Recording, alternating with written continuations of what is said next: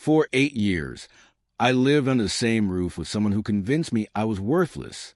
"You'll never have the courage to leave me," she would sneer whenever we argued. Those words echoed in my mind every night, making me wonder how my life had become a prison.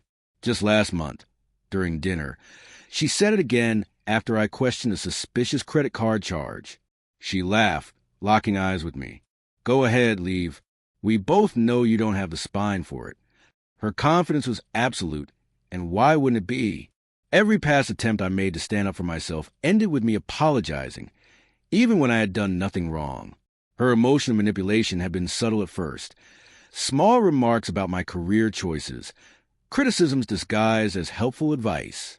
Over time, she isolated me from friends who weren't good enough for us. My family became interfering when they expressed concerns. Before I realized it, my world had shrunk to just her approval that never fully came. I remember the exact moment something inside me snapped. That night, after dinner, I was washing dishes while she was on the phone with her sister, laughing about how she had me completely trained. She didn't know I could hear every word. "He thinks he's unhappy," she said, "but he's too scared to find out what life would be like without me managing everything." Instead of spiraling into self-doubt as usual, I opened an incognito browser on my laptop. I searched for divorce attorneys in our area. I didn't sleep at all, but for the first time in years, I felt something other than despair, determination. The next morning, during my lunch break, I made an appointment with a lawyer downtown. I created a new email account that she couldn't access. I started documenting every belittling comment, every instance of financial control, every time she gaslit me about events we had both experienced differently. Something had changed. Her words no longer paralyzed me. They fueled me. I knew I had to be strategic. If she sensed any sign of my plans, she would tighten her grip. So I maintained our routine while secretly preparing my escape. I set aside small amounts of money, secured my important documents, and researched temporary housing options. Looking back, I realized the most dangerous prison wasn't our home. It was my mind, the walls she had helped build, brick by brick, year after year. Walls made of fear and inadequacy and the belief that I couldn't survive without her. But with each small step toward freedom, those walls began to crumble. The hardest part wasn't making the plans. It was silencing the voice in my head, her voice, telling me I would fail. Her manipulation had become so intertwined with my own thoughts that distinguishing between them took tremendous effort. Little did she know that every time she said, "You'll never have the courage to leave me," she was planting the very seeds of courage that would one day bloom into my liberation. And soon, very soon, her lawyer would be calling her with news that would erase that smirk from her face forever. My lawyer's office became my sanctuary. During our first meeting, I nervously explained my situation, half expecting to be dismissed. Instead, she leaned forward and said, "What you're describing is emotional abuse, and you deserve better." Her words hit me like a thunderbolt. For years, I had convinced myself I was overreacting, being too sensitive. Having a professional validate my experience changed everything. With her guidance, I created a comprehensive exit strategy. First, I needed financial independence. I opened a separate bank account at a different bank and had a portion of my paycheck deposited there. I gathered all our financial documents, made copies, and cataloged our assets and debts, taking photos of valuables when she wasn't home. Each small action strengthened my resolve. The most challenging part was maintaining normalcy at home. I continued our routines, nodded at her criticisms, and pretended nothing had changed. Meanwhile, I documented every incident. I installed a recording app on my phone to capture her tirades, the relentless belittling, the threats of what would happen if I ever left. The evidence piled up in an encrypted folder she could never access. One evening, she noticed a change. "You're too quiet lately," she said, eyes narrowing. "Are you hiding something from me?" My heart pounded, but I had prepared for this. I blamed stress from work, a demanding project consuming my thoughts. She accepted the excuse, even using it as another opportunity to remind me how lucky I was that she tolerated my inadequacies both at work and at home. 3 weeks into my preparations, I secured a small apartment across town. I paid the security deposit in cash and signed a 6-month lease. Holding that key felt surreal, a tangible symbol of the freedom awaiting me. I arranged for mail forwarding and updated my address on essential accounts, scheduling the changes to take effect on my departure date. I reached out to my closest friend, the one who had distanced himself after arguing with my wife multiple times. His immediate support overwhelmed me. "I've been waiting for this call for years," he said. He offered to help move my essentials when the time came. Having even one person in my corner made an immeasurable difference. The night before my planned departure, I barely slept. My wife noticed my restlessness and mocked me. "Having another anxiety episode?" she smirked. "Good thing you have me. You'd fall apart on your own." I simply nodded, knowing it would be the last time I heard those words. Morning came. I left for work as usual, kissing her goodbye with a practiced normalcy. Only this time, I carried a small bag with my essential documents hidden in my briefcase. By noon, I had filed for divorce. My lawyer assured me that the papers would be served that afternoon. I transferred half of our joint savings to my new account, fair but not excessive, just as my lawyer advised. That evening, I didn't return home. Instead, I went to my new apartment, bare except for an air mattress, a folding chair, and a small box of personal belongings my friend had helped me move days earlier. Sitting in that nearly empty room, I felt both terrified and relieved. My phone exploded with notifications. She had discovered the divorce papers and my absence. For the first time in nearly a decade, I was breathing air that wasn't heavy with criticism and control. It felt foreign, almost dizzying. The road ahead would be difficult, but I had finally found the courage she swore I never had. She had ruined many of my personal belongings. My books were ripped, family photos shattered, even my childhood keepsakes destroyed. The officer documented everything as I mechanically moved through the wreckage, packing what was still intact. She wasn't home during my visit, a small mercy arranged by my lawyer, who had coordinated with her attorney, but she had left a handwritten note on our bed. "Still think you made the right choice? This is just the beginning." The officer added it to his report, more evidence for the divorce proceedings. Back at my apartment, I arranged my salvaged belongings around the space. Each item I placed felt like reclaiming a part of my identity. I hung a photo of my parents on the wall, one she had always insisted remain in a drawer because it clashed with her decor. I stacked my books on makeshift shelves, their titles facing outward. Books she had criticized as pretentious or a waste of time. These were small acts of defiance, but they helped ground me in my new reality. The first legal response from her side arrived 2 weeks after I left. Her lawyer's letter was aggressive, portraying her as a victim and demanding nearly everything we owned together, plus alimony.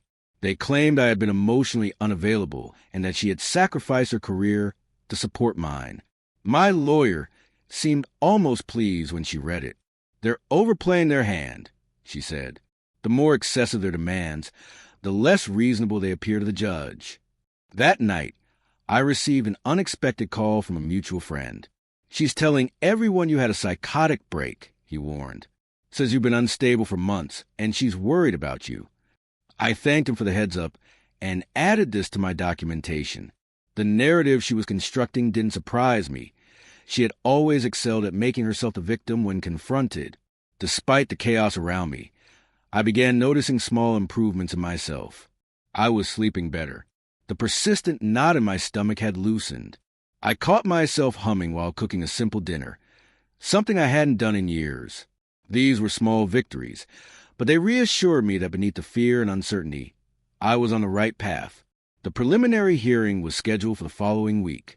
As I prepared with my lawyer, reviewing evidence and practicing my responses, I received a text that summarized everything.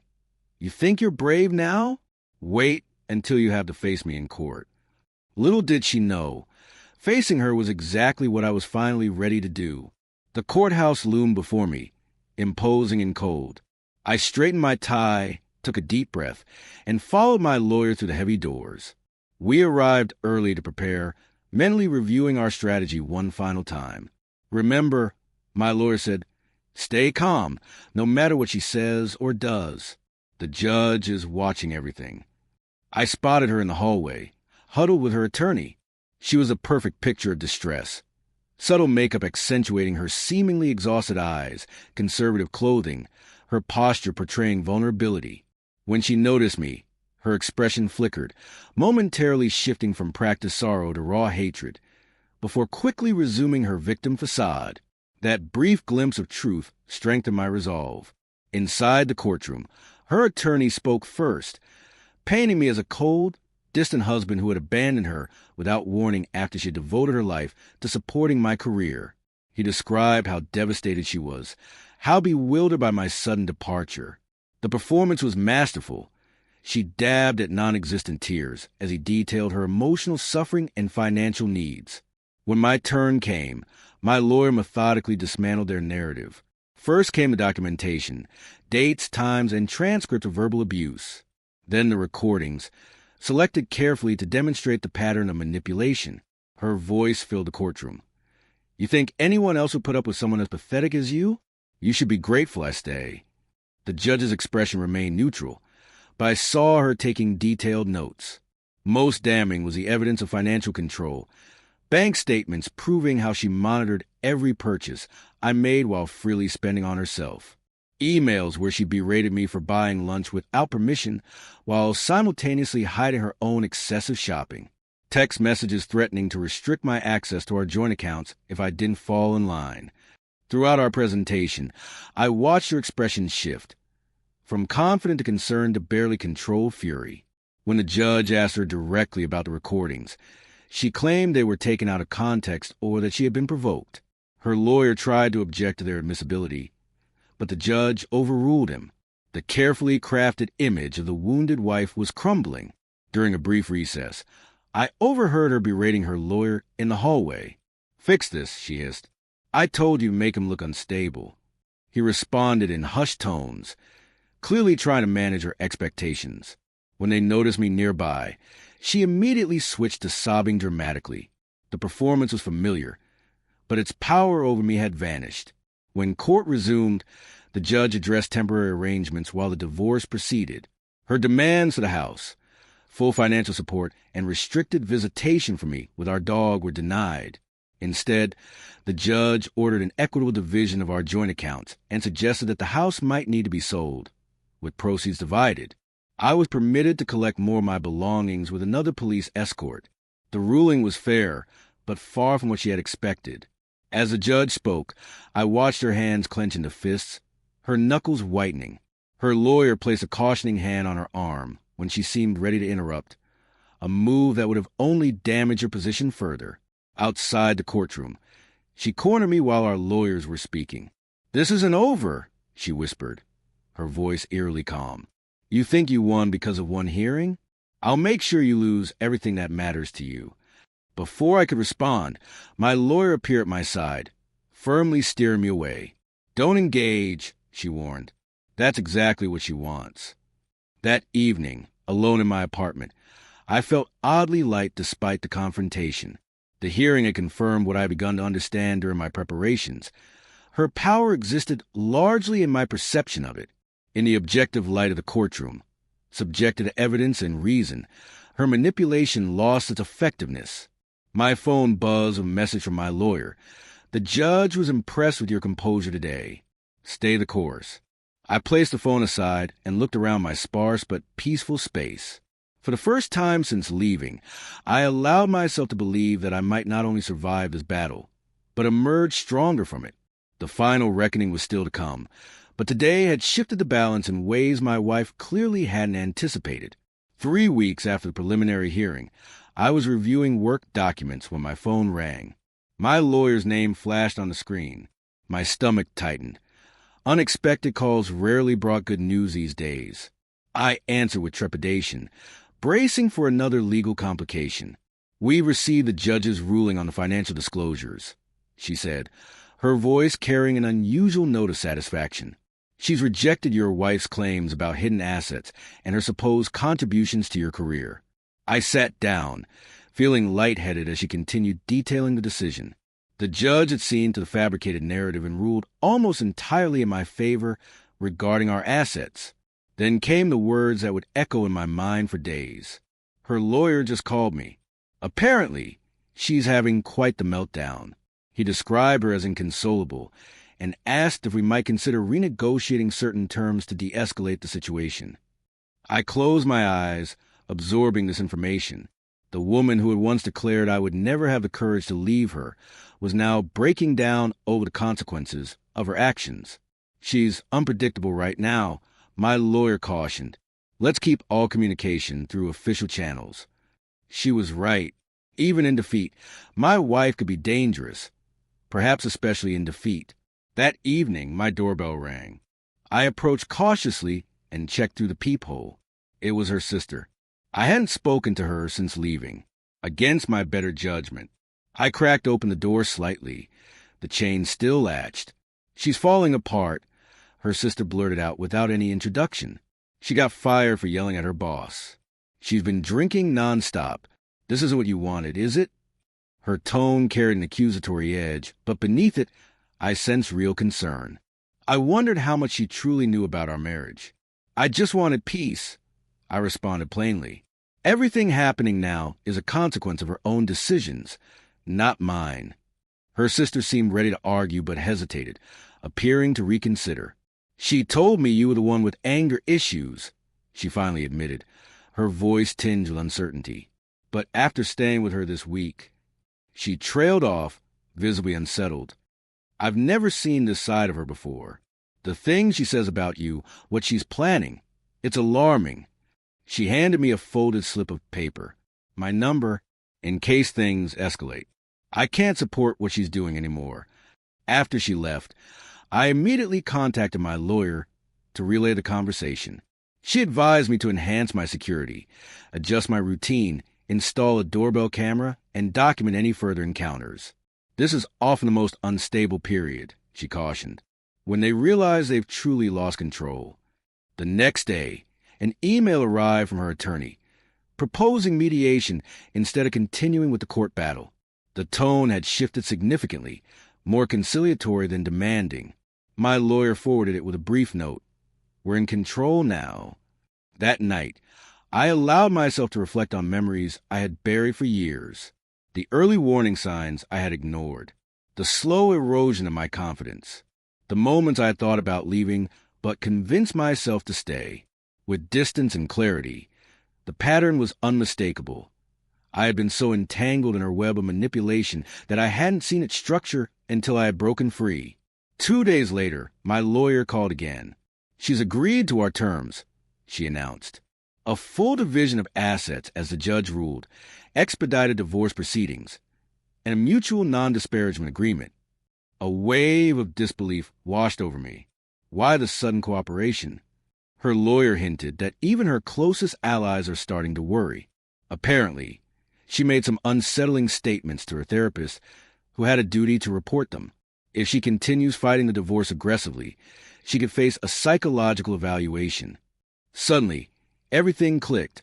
Her sister's visit, the abrupt change in legal strategy. Without me as her scapegoat, her manipulative behavior was becoming evident to others. The walls around her fabricated narrative were closing in. That evening, I sat on my small balcony, watching the sunset, a simple pleasure I hadn't indulged in for years. She had always complained about the mosquitoes, the humidity, the possibility of neighbors seeing us. My phone buzzed with a text from an unknown number. "You think you've won. This isn't over." I blocked the number instantly and forwarded the message to my lawyer. Another entry in the ever-growing evidence file. The threat felt empty now. Every desperate attempt to regain control only further unraveled her power.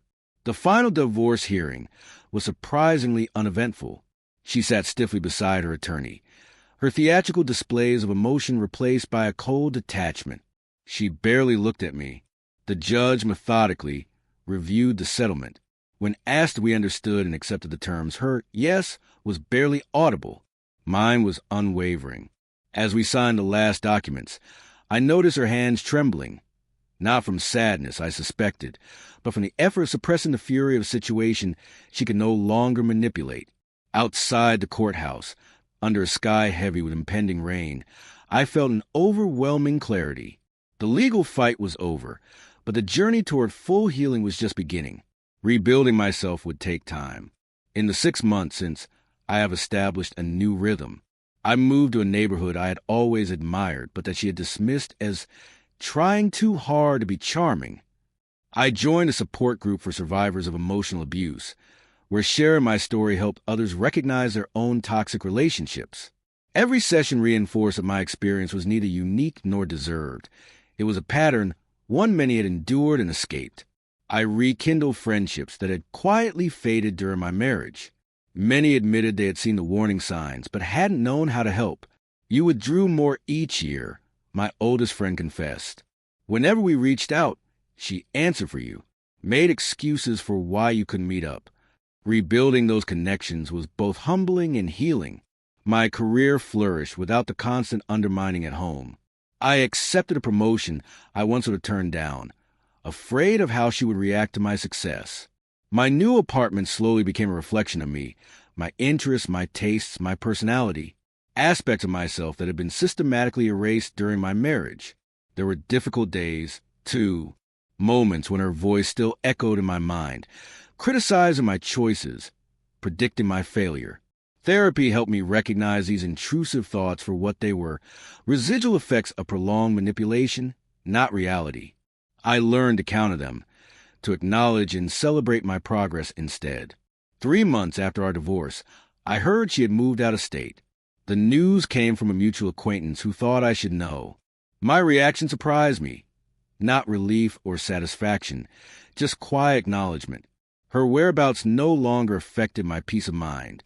The grip she had once held over my life had finally dissolved. Last week, I received an unexpected email from her sister. She was checking in, sharing that she had started therapy herself to process what she had witnessed. I keep thinking about the signs I missed, she wrote. How I believe her version of everything without question. I'm sorry I didn't see what was happening sooner. I replied with gratitude for her growth, but maintained a distance that now safeguarded my well-being. The most profound transformation has been internal. I no longer hesitate before expressing an opinion. I don't instinctively apologize for simply existing. I rediscovered joys that were once deemed immature or pointless. Hiking on crisp mornings, playing recreational basketball, reading science fiction late into the night. Simple pleasures that, together, form a foundation of an authentic life. Sometimes, people ask if I regret the marriage, if I wish I could reclaim those 8 years. But I don't see it that way. Every painful lesson shaped me, teaching me resilience and self-worth that isn't dependent on someone else's validation. I emerged from that chapter with profound appreciation for freedom, the kind only those who've been trapped truly understand. Her parting words, "You'll never have the courage to leave me," have transformed from a haunting memory to a testament of my strength. They were never a statement of truth, just a desperate attempt to prevent the very outcome she feared most. In the end, she miscalculated. She underestimated the human ability to reclaim dignity after it has been stripped away. I still have a recording of that statement, saved in a file I rarely open now, not as evidence anymore, but as a milestone, a marker of the moment her strongest weapon became the spark that set me free. The journey wasn't easy, but standing on the other side, I can say with certainty, finding the courage to leave was only the beginning of finding myself.